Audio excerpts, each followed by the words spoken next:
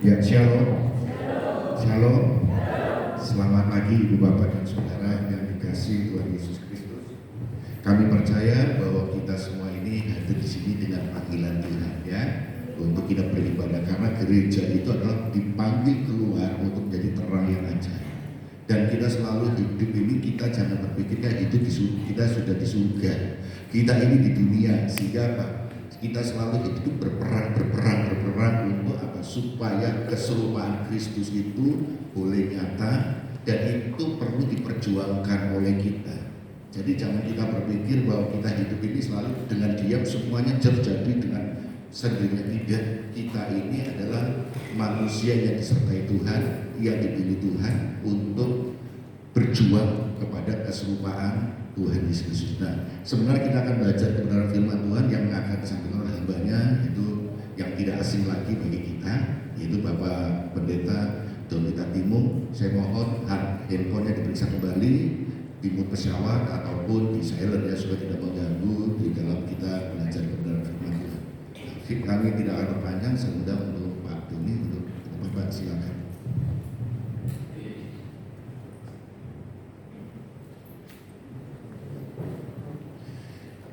Ya, shalom semua. Shalom. Satu sukacita untuk berjumpa dengan Anda sekali lagi. Mari saya undang kita untuk melihat Markus pasal yang ke-6. Markus pasal yang ke-6 ayat yang ke-45 mulai. Markus pasal 6 ayat yang ke-45 mulai. Markus pasal 6 ayat 45 bicara tentang Tuhan Yesus yang berjalan di atas air.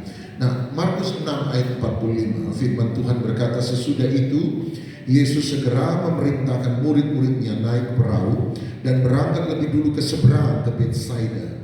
Sementara itu dia menyuruh orang banyak untuk pulang. Ayat 46. Setelah dia berpisah dari mereka, dia pergi ke bukit untuk berdoa. Sebentar kita berhenti di sana. Mari kita bicara sebentar tentang doa. Doa adalah sesuatu yang sangat penting bagi Tuhan Yesus, dan tentu saja kalau itu penting bagi Tuhan Yesus, itu penting bagi kita yang mengikuti Dia. Yang setuju katakan amin. Nah, paling tidak ada beberapa hal yang kita bisa terima di dalam doa. Ada banyak hal tentu saja yang Anda dan saya bisa terima dalam doa, tetapi ada beberapa hal yang saya coba sampaikan kepada Anda. Nomor satu, saya percaya bahwa di dalam doa kita menerima jawaban. Sama-sama bilang jawaban. Dalam doa Anda dan saya menerima jawaban. Sebab kalau Anda pergi ke Kisah Rasul pasal 3 ayat 1 sampai ayat yang ke-10, Anda akan menemukan kisah tentang Petrus dan Yohanes yang menyembuhkan orang lumpuh di gerbang indah di bait suci. Menariknya dalam Kisah Rasul 3 ayat 1, Alkitab berkata bahwa mujizat itu terjadi di waktu sembahyang. Jadi mujizat itu tidak terjadi pada sembarang waktu, tetapi justru terjadi di waktu sembahyang. Kenapa di waktu sembahyang mereka melakukan mujizat? Sederhana, sebab saya percaya bahwa di waktu sembahyang, waktu berdoa, di sana ada jawaban. Yang setuju katakan amin. Masih ingat cerita tentang Elia di Bukit Karmel, api turun dari langit? Dan peristiwa itu terjadi pun pada waktu yang spesifik, ketika Alkitab berkata di waktu biasanya orang Israel mempersembahkan korban petang. Jadi ketika mereka biasanya menyembah, biasanya mereka berdoa, api turun dari langit. Kenapa terjadi demikian? Jawabannya sederhana, sebab di waktu sembahyang, waktu doa, di sana ada jawaban. Kalau Anda mau butuh terobosan dari Tuhan, saran saya sebagai hamba Tuhan, berdoalah. Kalau Anda mau menerima sukacita, damai sejahtera dari Tuhan, saran saya sebagai hamba Tuhan, berdoalah. Kalau Anda mau menerima kekuatan dari Tuhan, saran saya sebagai hamba Tuhan, berdoalah. Sebab di dalam doa ada jawaban. Nomor satu dalam doa ada jawaban, tapi nomor dua saya percaya di dalam doa ada kekuatan. Sama-sama bilang kekuatan. Filipi pasal 4 ayat 6, ayat terkenal, Paulus berkata, janganlah kamu khawatir, tetapi nyatakanlah segala keinginan-keinginanmu kepada Allah dalam doa dan permohonan dengan ucapan syukur. Paulus berkata, jangan khawatir. Kalau begitu apa yang harus dilakukan? Nyatakanlah segala keinginanmu kepada Allah di dalam doa. Paulus berkata, jangan khawatir. Orang tanya, bagaimana caranya supaya saya tidak khawatir? Paulus berkata, berdoalah. Kenapa? Sebab kekhawatiran dan doa tidak bisa ada pada tempat yang sama di waktu yang bersamaan. Sekali lagi, kekhawatiran dan doa, sama-sama bilang khawatir dan doa, tidak bisa ada pada tempat yang sama di waktu yang bersamaan. Sebab Anda lihat di mana ketika kita mulai khawatir, satu kali kita pasti akan berhenti berdoa.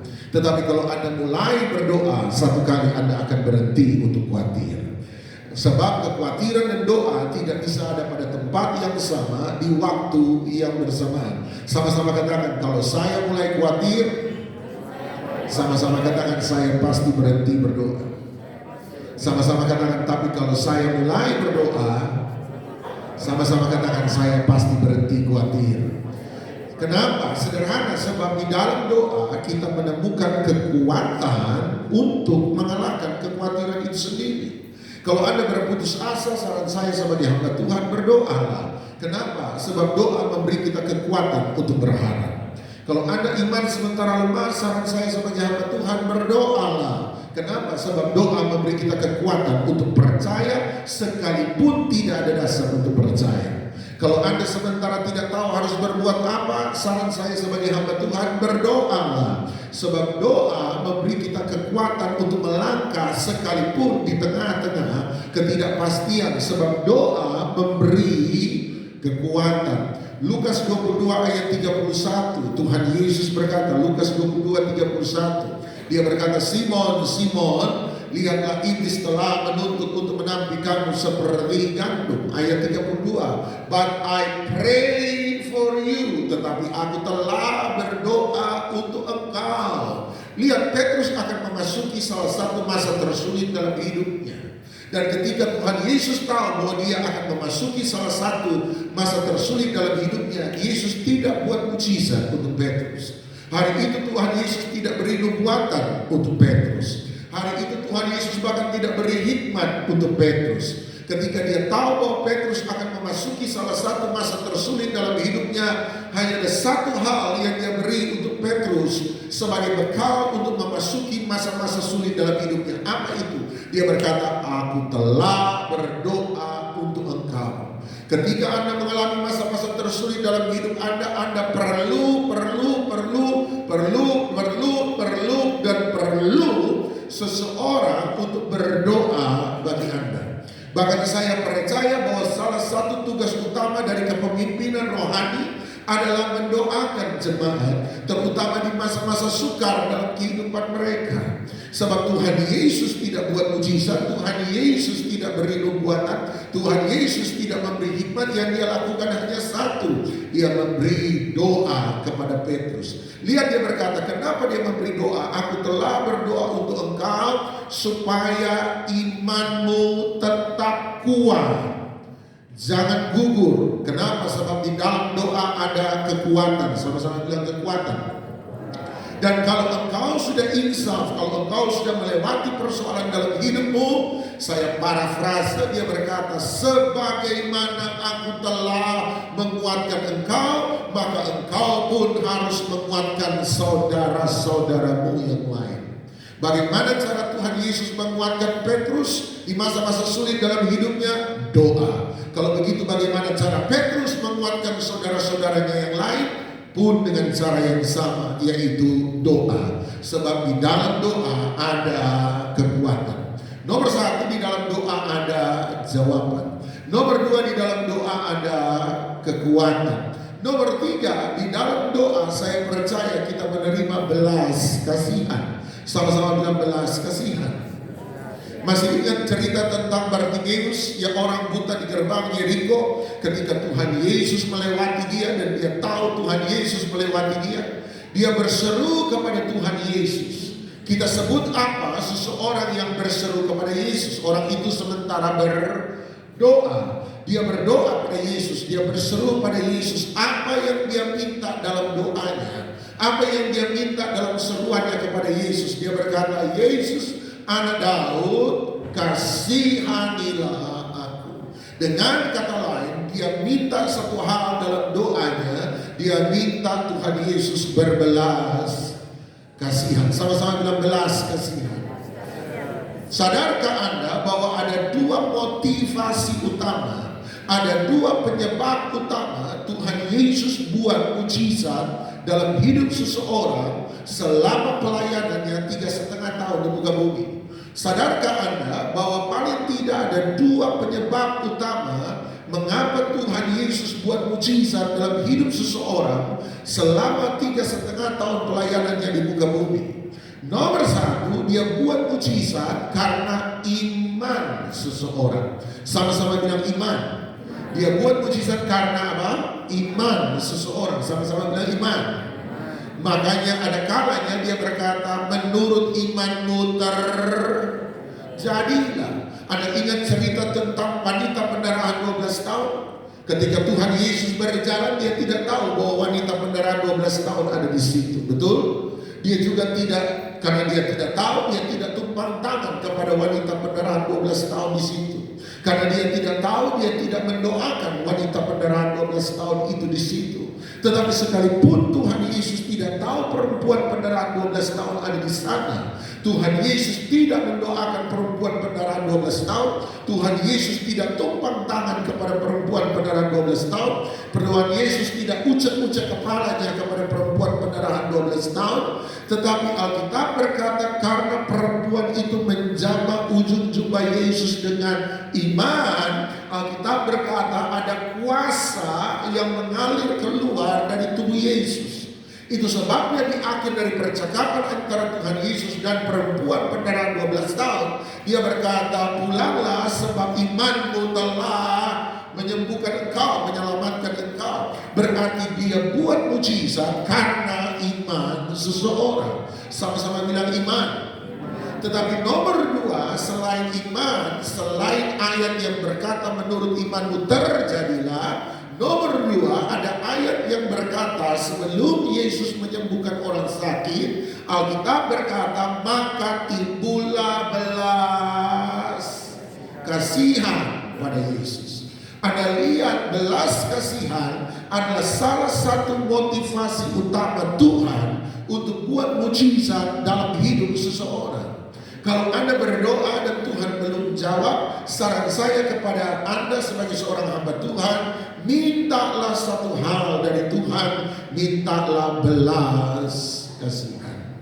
Ketika Anda tidak tahu harus meminta apa pada Tuhan, saran saya sebagai hamba Tuhan, mintalah satu hal dan jangan lupa minta satu hal ini, mintalah belas kasihan. Tuhan, berbelas kasihanlah pada umatmu, Tuhan kasihanilah kami.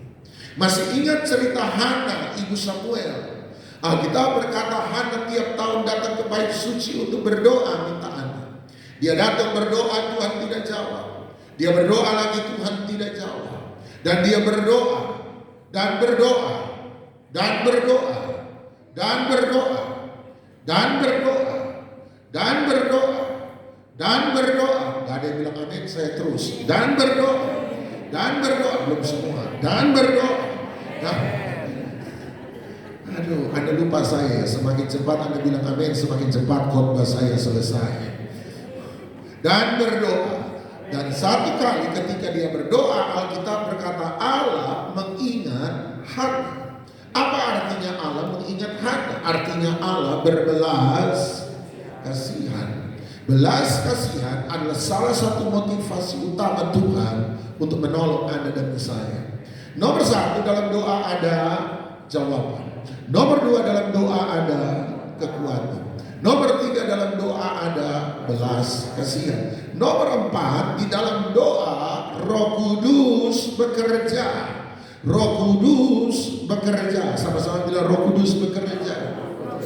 Kisah Rasul 4 ayat 31 Alkitab berkata maka Tuhan menggoncang tempat di mana mereka berdoa dan penuhlah mereka semua dengan Roh Kudus. Kapan para rasul dalam Kisah 4 ayat 31 penuh dengan Roh Kudus? Ketika mereka sementara berdoa. Kapan Pentakosta Kisah Rasul 2 terjadi? Alkitab berkata ketika 120 rasul, 120 murid Yesus ada di kamar loteng atas sementara berdoa. Sebab di dalam doa Roh Kudus bekerja. Kehidupan doa kita, terima kasih yang bilang amin, diberkatilah Anda. Kehidupan doa kita ada termostat untuk kehidupan rohani kita. Kehidupan doa kita adalah termostat untuk kehidupan rohani kita. Apa itu termostat, Pak? Anda lihat Anda punya AC, AC pasti punya remote. Dinginnya AC ditentukan oleh suhu remote yang Anda tentukan.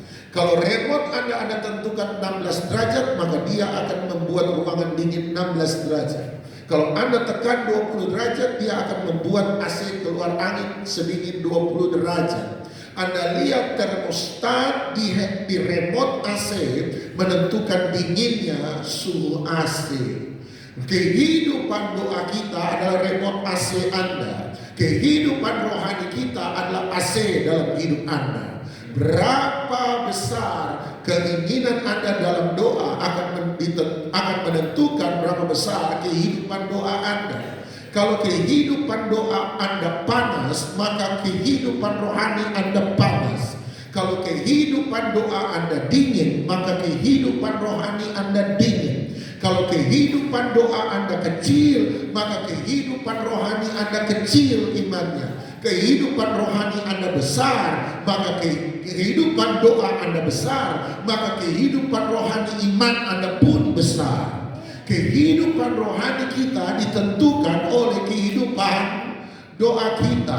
Kalau kehidupan doa Anda penuh dengan Roh Kudus, maka kehidupan rohani kita sehari-hari pun penuh dengan Roh Kudus. Sebab kehidupan doa menentukan kehidupan rohani. Sama-sama bilang, kehidupan doa menentukan kehidupan rohani. Matius pasal 6, Tuhan Yesus berkata, apabila kamu berdoa, masuklah ke dalam kamarmu, tutuplah pintu dan kuncilah pintu, dan berdoalah kepada Bapamu yang ada di tempat yang tersembunyi. Doa ada bukan untuk dipamerkan. Doa ada bukan untuk dipertontonkan. Doa Anda bukan untuk dipertunjukkan. Doa ada bukan untuk dipromosikan. Doa Anda sebagai sebuah hubungan pribadi yang paling intim antara kita dan Tuhan. Doa ada untuk di tempat tersembunyi. Doa tidak ada untuk di tempat umum. Doa ada sesungguhnya pada tempat di mana kita berhubungan pribadi dengan Dia. Bukan bicara tentang hubungan kita pribadi dengan orang lain di luar sana, tapi nomor satu adalah bicara tentang hubungan kita dengan Dia. Dan Dia berkata, apabila Bapamu melihat yang tersembunyi, maka Dia akan membalasnya kepadamu. Itu terjemahan Indonesia, tapi saya suka terjemahan King James Version bahasa Inggris. Sebab Dia berkata, maka Bapamu yang ada di tempat tersembunyi akan membalasnya, will reward you openly, akan membalasnya kepadamu secara terbuka. Artinya apa yang kita alami di ruang publik adalah hasil dari apa yang kita alami di ruang privat, ruang doa. Dengar, urapan kita di mimbar adalah hasil dari doa kita di ruang doa. Kekuatan kemampuan yang kita miliki di ruang publik, di ruang umum, tempat pekerjaan kita seharusnya merupakan hasil dari apa yang kita lakukan dalam ruang doa kita. Sebab Bapa yang melihat yang tersembunyi akan membalasnya kepadamu secara terbuka. Kalau Tuhan, doa hubungan pribadi itu intim. Tetapi kalau Tuhan memberkati orang-orang yang Dia kasih, semua orang tahu Tuhan sementara memberkati orang itu. Sebab promosi di ruang publik adalah hasil dari hubungan pribadi dan intim di ruang doa. Jangan salah mengerti dengan saya. Saya percaya bahwa kita harus bekerja. Kita harus bekerja. Sebab pekerjaan kita adalah salah satu saluran utama Tuhan untuk memberkati Anda dan saya. Sekali lagi, pekerjaan saya adalah saluran utama Tuhan untuk memberkati saya. Sama-sama bilang, pekerjaan saya adalah salah satu saluran utama Tuhan untuk memberkati saya. Tuhan bisa berkati kita lewat belas kasihan orang lain, setuju. Tuhan bisa memberkati kita lewat keberuntungan dalam kehidupan kita, setuju. Tetapi kalau Tuhan mau memberkati Anda secara konsisten, maka Tuhan akan memberkati kita lewat pekerjaan kita. Kalau Anda hidup hanya berdasarkan belas kasihan orang lain, lama-lama Anda bergantung pada manusia dan bukan bergantung pada Tuhan. Makanya pemimpin-pemimpin rohani kita harus belajar bahwa kita bergantung bukan pada donatur, tetapi kita bergantung pada Tuhan.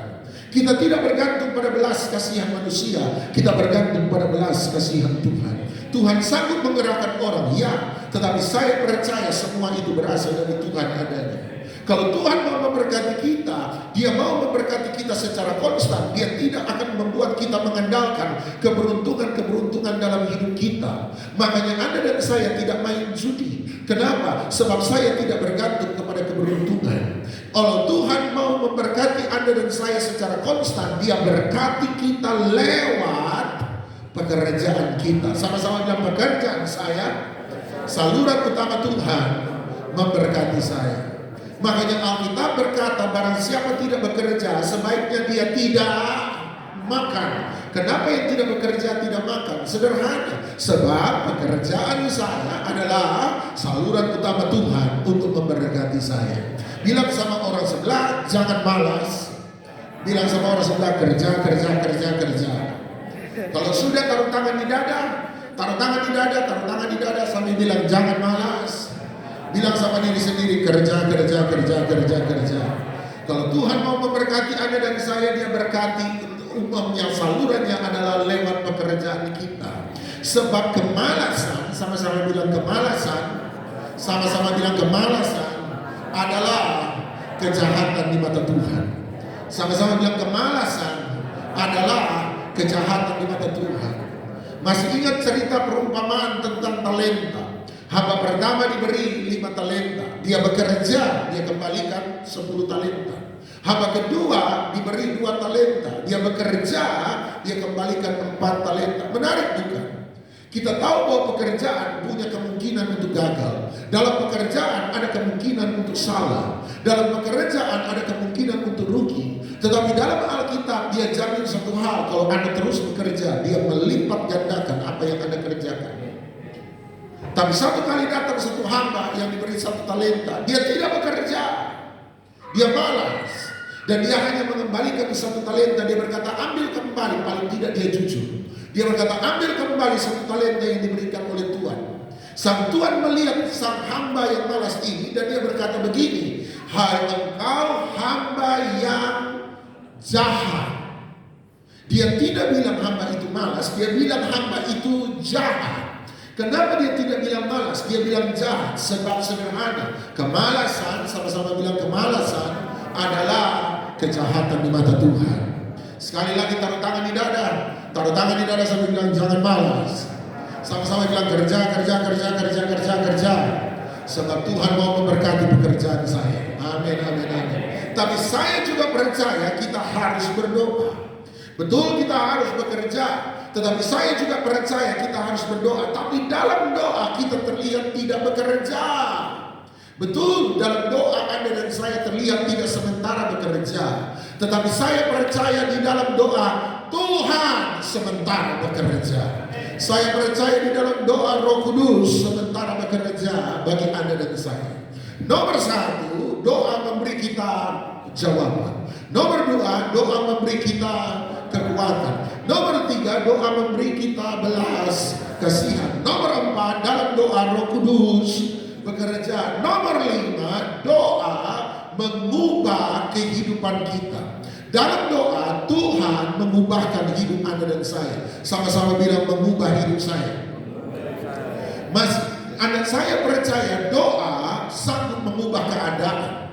Doa sanggup mengubah keadaan. Makanya saya berkata doa ada jawaban. Dalam doa ada mujizat. Dalam doa ada pertolongan. Dalam doa ada perlindungan. Dalam doa ada kekuatan. Dalam doa ada pengharapan. Dalam doa Roh Kudus bekerja. Dalam doa ada belas kasihan. Dalam doa gak ada yang bilang amin dari tadi. Sudah urat leher keluar, muncrat kanan, muncrat kiri. Haleluya. lama ini khotbah pagi ini. Dalam doa selalu sanggup untuk mengubah keadaan kita. Amin, amin, amin. Tetapi saya juga percaya bahwa doa bukan hanya mengubah keadaan, tetapi doa mengubah sang pendoa. Amin. Masih ingat cerita tentang Taman Getsemani? Tuhan Yesus mengajak 3 muridnya yang paling dekat dengan dia, berkata kepada mereka, berdoalah di sini bersama-sama dengan aku. Anda lihat, bagi Tuhan Yesus di masa-masa sulit, hal yang paling dia butuhkan adalah the partner of prayer.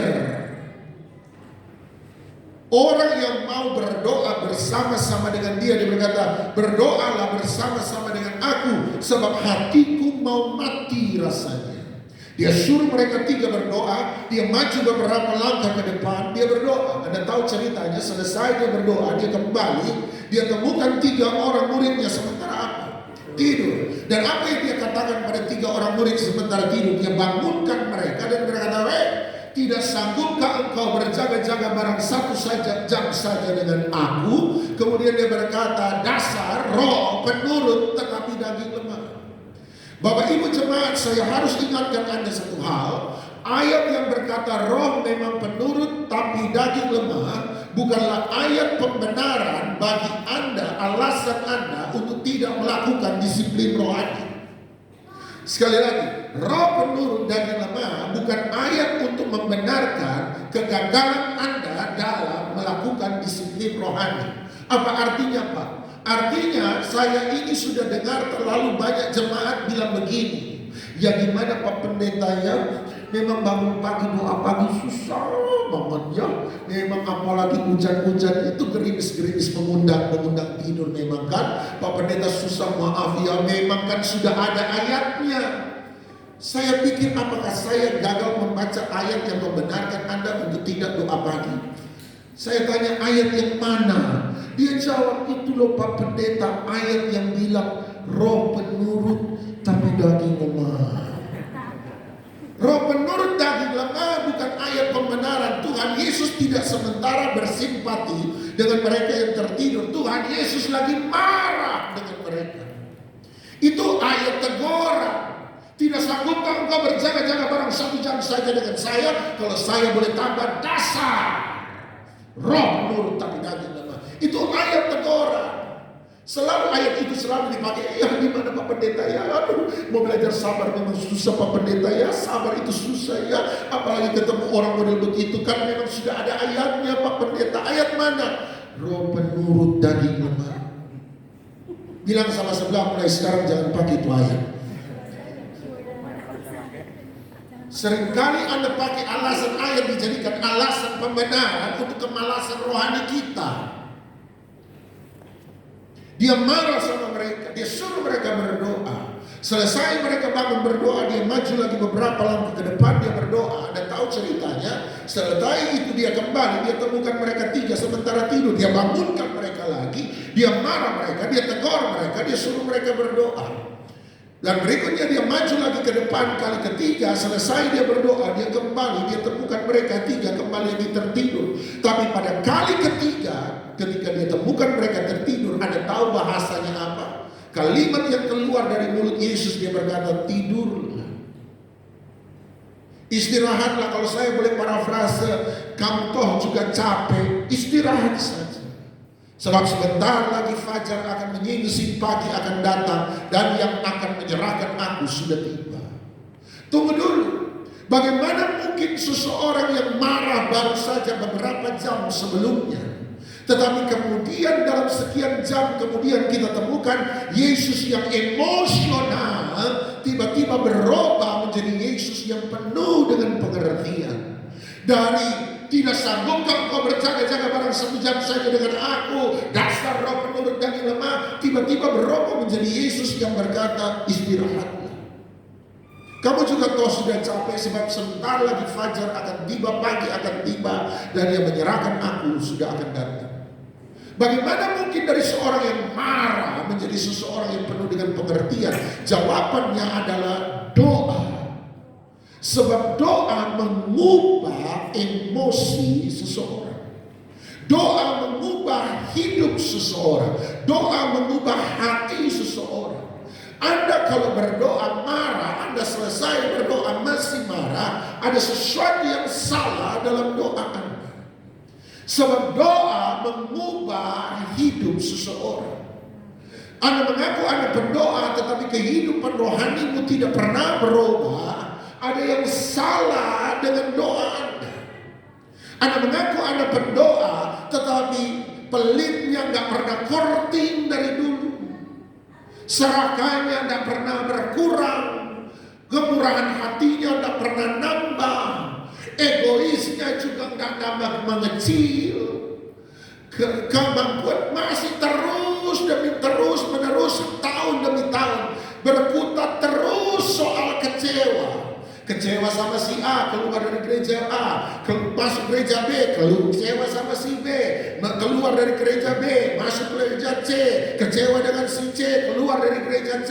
Dari tahun demi tahun berpindah dari satu kecewa kepada satu kecewa pada satu kecewa, tanpa punya kemampuan rohani untuk mengalahkan kekecewaan dalam hidup Anda. Ada sesuatu yang salah dalam doa Anda. Ada sesuatu yang salah dalam ibadah Anda. Anda dari terus tahun demi tahun, puluhan tahun berkutatnya masih soal mengampuni, masih susah mengampuni, masih tidak bisa mengampuni. Ada yang salah dengan kehidupan rohani Anda. Alkitab berkata seharusnya setiap kita sudah mulai meninggalkan asas-asas pengajaran yang dasar, tetapi toh masih berkutat dengan yang dasar. Maka ada sesuatu yang salah. Ada sesuatu yang tidak benar dalam kehidupan rohani kita. 2 Korintus 3:18, Paulus berkata 2 Korintus 3:18, dan setiap kita mencerminkan kemuliaan Allah. Izinkan saya memberi penafsiran saya tentang ayat itu. Anda setuju puji Tuhan, tidak setuju, biarlah kita tetap bersaudara dalam Tuhan Yesus Kristus. Ayat itu menurut saya ditafsirkan begini menurut saya. Dan setiap kita mencerminkan kemuliaan Allah. Tapi saya membacanya, dan setiap kita bercermin kepada kemuliaan Allah. Apa yang Anda lihat dalam cermin ketika Anda bercermin? Diri sendiri. Tetapi ketika kita bercermin, Paulus berkata kita tidak sementara bercermin pada diri kita sendiri, tetapi kita bercermin kepada kemuliaan Allah. Siapa kemuliaan Allah yang dimaksudkan itu? Yesus, anaknya, gambar kemuliaan Allah yang sempurna. Jadi ketika Anda dan saya berdoa, Anda sementara bercermin kepada Yesus. Ketika Anda dan saya beribadah, maka kita sementara bercermin kepada Yesus. Di dalam doa kita berjumpa dengan Yesus. Dalam ibadah kita berjumpa dengan Yesus. Dan hasil dari bercermin, hasil dari perjumpaan dengan Tuhan dalam doa, dalam ibadah, Paulus berkata, dan setiap kita dirubahkan menjadi segambar serupa dengan anaknya itu. Artinya hasil dari sebuah perjumpaan dengan Yesus adalah kita dirubah semakin serupa dengan Dia. Sebab kita akan menjadi sama seperti yang kita sembah. Kita menjadi sama seperti yang kita sembah. We will become what we worship. Kita akan menjadi sama seperti yang kita sembah. Kalau Anda berdoa, Anda ketemu dengan Yesus, berarti Anda akan dirubahkan dalam doa menjadi semakin serupa dengan Yesus.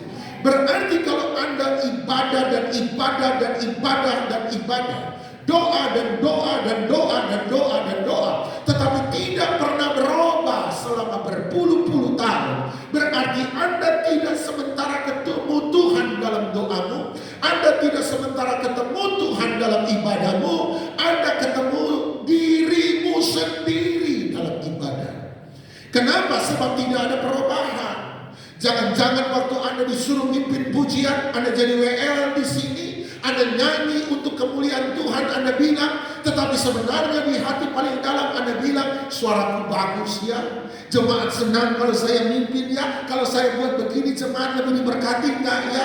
Anda mulai berpikir sebenarnya suara saya bagus, penampilan saya bagus, nyanyi saya bagus, mimpinnya saya bagus. Jangan-jangan Anda tidak sementara menyembah Tuhan, tetapi Anda sementara menyembah diri sendiri. Makanya engkau boleh jadi pelayan Tuhan, tapi hidupmu tidak pernah berubah.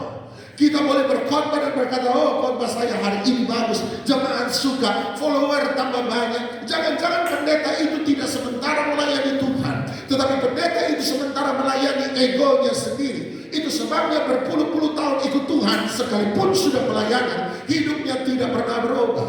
Kalau engkau tidak pernah berubah, hidupmu jadi lebih baik, berarti Anda ketemu dirimu sendiri dalam ibadah. Anda ketemu dirimu sendiri di dalam doa. Makanya doa itu penuh dengan permintaan aku. Tuhan berkati rumahku, berkati kerjaku, berkati kesehatanku, berkati mobilku, berkati istriku, berkati anakku, berkati cucuku, ponakanku, tanteku, omku, anjingku, kucingku, nyamukku, semuaku Anda sebut. Makanya tidak ada pernah berubah, sebab doa Anda adalah doa yang egois. Anda berdoa pada diri sendiri, Anda tidak berdoa sama Tuhan. Kalau itu Anda tidak berubah, pantas. Kalau Anda berubahnya tambah jelek, maka kemungkinan besar Anda tidak ketemu Tuhan. Kalau hidup Anda tambah jelek, tambah licik, tambah serakah, tambah jahat, tambah memarah, Anda tidak ketemu dengan diri sendiri. Jangan-jangan kalau hidupmu ibadah tapi hidupmu tambah jelek, jangan-jangan Anda ketemu setan. Sebab orang yang ketemu setan pasti akan makin serupa dengan setan. Kalau Anda mau jadi lebih baik, ketemu dengan Tuhan. Dari mana saya tahu Anda ketemu dengan Tuhan? Hidupmu jadi sama seperti Tuhan. Saya saja pendeta tamu, saya selalu bilang, saya pendeta tamu, melayani gereja tertentu bertahun-tahun. Kalau saya pendeta tamu lihat jemaat tidak pernah bertumbuh, kita yang pendeta tamu saja capek. Saya bisa bayangkan bagaimana gembala. Apabila tidak ada pertumbuhan rohani, berarti Anda dan saya jangan-jangan tidak pernah ketemu Tuhan.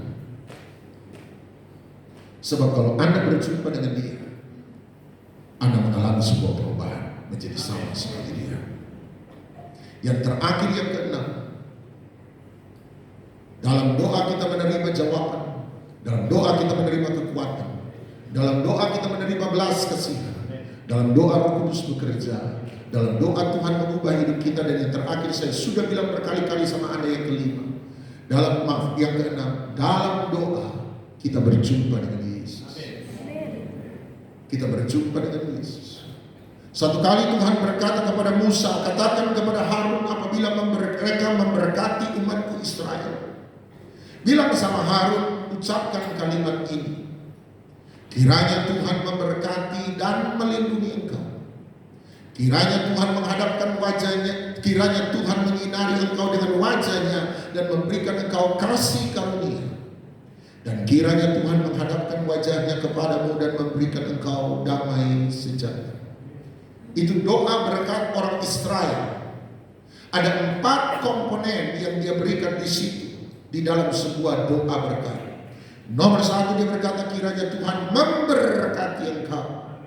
Nomor 2, dia berkata kiranya Tuhan melindungi engkau.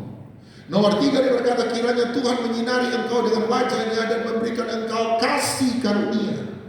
Dan nomor 4, dia berkata kiranya Tuhan menghadapkan wajahnya kepadamu dan memberikan engkau damai sejahtera. Dari 4 komponen yang disebut tadi, berkat, perlindungan, kasih karunia, dan damai sejahtera, manakah the ultimate blessing, manakah berkat yang paling luar biasa dari keempat hal ini? Anda boleh jawab satu demi satu dari 4 hal ini, tetapi menurut saya bukan keempat-empatnya dan bahkan bukan empat-empatnya. Sebab ada komponen kelima yang tidak disebut dan tidak diperhatikan oleh banyak orang, yang luar biasanya. 4 yang pertama disebutkan hanya 1 kali, tetapi yang kelima ini disebut 2 kali dalam doa berkat Israel. Apa berkat kelima yang sampai disebut 2 kali dalam doa berkat Israel? Renungkan baik-baik. Kiranya Tuhan memberkati engkau dan melindungi engkau dan menyinari engkau dengan wajahnya dan memberikan engkau kasih karunia. Kiranya Tuhan menghadapkan wajahnya kepadamu dan memberikan engkau damai sejahtera. Semua 4 ini hanya disebut 1 kali, hanya ada 1 yang disebut 2 kali, wajah. Berkat terbesar yang Tuhan bisa beri kepada seseorang adalah wajah. Apa itu wajah Tuhan? Hadirat Tuhan. Itu sebabnya Tuhan satu kali ketika orang Israel menyembah patung anak lembu emas di Gunung Sinai, Tuhan bilang sama Musa, suruh mereka pergi dari sini Musa. Hati Tuhan hari itu hancur dan betul-betul hancur. Dia bilang suruh mereka pergi. Dan aku akan mengirimkan 1 malaikatku berjalan di depan mereka, sehingga tidak ada satupun musuh-musuh mereka yang sanggup untuk mengalahkan mereka. Semua yang kujanjikan kepada mereka, negeri yang berlimpah susu dan air madu, kuberikan. Semua berkat dan perlindungan akan kusertai dengan mereka. Tapi hanya ada 1 hal yang tidak akan kulakukan, Musa. Musa tanya, apa Tuhan? Dan Tuhan berkata, aku tidak akan berjalan bersama-sama dengan mereka. Hari itu Musa menangis dan dia berkata, apakah yang membuat kami berbeda dengan bangsa lain? Bukan berkat, bukan kemakmuran, bukan kekayaan, bukan kehebatan, bukan popularitas, bukan. Semua itu yang membuat kami berbeda dengan bangsa lain adalah engkau berjalan bersama-sama dengan kami. Jangan suruh kami pergi kalau engkau tidak mau berjalan bersama-sama dengan kami. Anda mau tahu berkat the ultimate blessing yang Dia beri, yang membuat kita berbeda dengan orang lain, adalah hadirat Tuhan. Itu sebabnya saya berdoa bukan untuk minta berkat. Saya berdoa nomor 1 bukan untuk minta perlindungan. Ya, saya butuh itu. Tapi saya berdoa nomor 1 bukan untuk minta kasih karunia. Saya berdoa nomor 1 bukan untuk minta damai sejahtera. Saya berdoa nomor 1 dan nomor 1 saya berdoa sebab saya tahu dalam doa saya berjumpa dengan Dia. Saya berjalan bersama-sama dengan Dia. Dia menjadi segala-galanya bagi saya. Tuhan memberkati dan melindungi engkau. Kiranya Tuhan menyinari engkau dengan wajah-Nya dan memberikan engkau kasih karunia. Kiranya Tuhan menghadapkan wajah-Nya kepadamu dan memberikan engkau damai sejahtera. Biarlah hadirat-Mu ya Tuhan hadir segala-galanya bagi kami. Biarlah kami bawa engkau pulang bersama-sama dengan kami, bergandengan tangan berjalan. Kalau kami ada di rumah kami, hadirat Tuhan ada di rumah kami. Kalau kami ada di keluarga kami, hadirat Tuhan ada di keluarga kami. Kalau kami masuk kantor besok, hadirat Tuhan pun ada di kantor pekerjaan kami. Itulah yang kami minta, lebih dari segala-galanya. Dalam nama Tuhan Yesus Kristus, dan semua yang mencintai Dia, sama-sama kita katakan, amin. Saya serahkan.